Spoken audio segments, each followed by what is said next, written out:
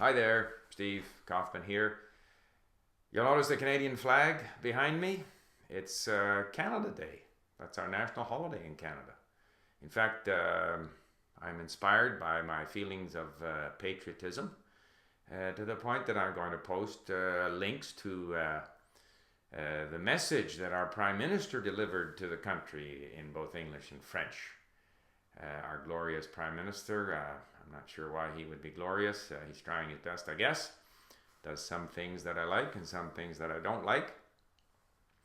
But I'd like to talk about what I'm interested in, which is language learning.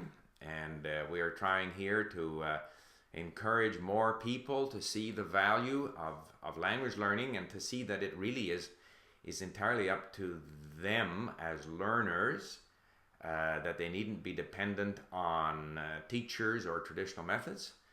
That nowadays, via the wonders of the web, there is just a tremendous treasure of resources, content, podcasts, blogs, learning systems, language exchange, tools, online dictionaries. Via the web, I notice now podcasts related to tourism, different regions. You can explore museums via podcasts. There's no limit. You can also, of course, import this content into LingQ and work on your language learning if you want there. So hopefully more people get keen. Adults need to be responsible for their own learning, which unfortunately, one of my pet peeves is the attempt of teachers and people with the teacher mentality to control learners. Obviously that happens in school. Teachers want to inculcate learning strategies. They want to inculcate social values, which I'm very much opposed to, because just to digress, I think there really is only one value, and that is reciprocity. Do unto others as you would have them do unto you, which Confucius said, which Buddha said, and which is pretty well universal. But beyond that, once you start inculcating values, then the teacher is going to take advantage of his or her position to force values on kids, when in fact there are many different positions possible on a whole host of values. And this will depend on upbringing, religion, perspective, point of view, temperament, you name it. So I think that more freedom in the schools would be good, and a greater encouragement for children to explore language rather than having to parrot back rules or strategies that teachers try to inculcate in them.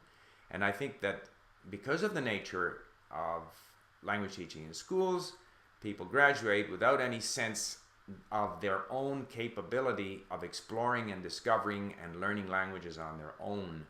So we're hoping that our small effort and the effort of other people who are putting things up on the web, that all of this will lead to more interest in language learning. It's very good for the brain. If you're going to do things for your brain like Sudoku, you may as well do language learning. You're going to end up with more benefits in a way. We do share this globe at this, during this brief period that we're on the earth. We share it with a whole bunch of other people and cultures.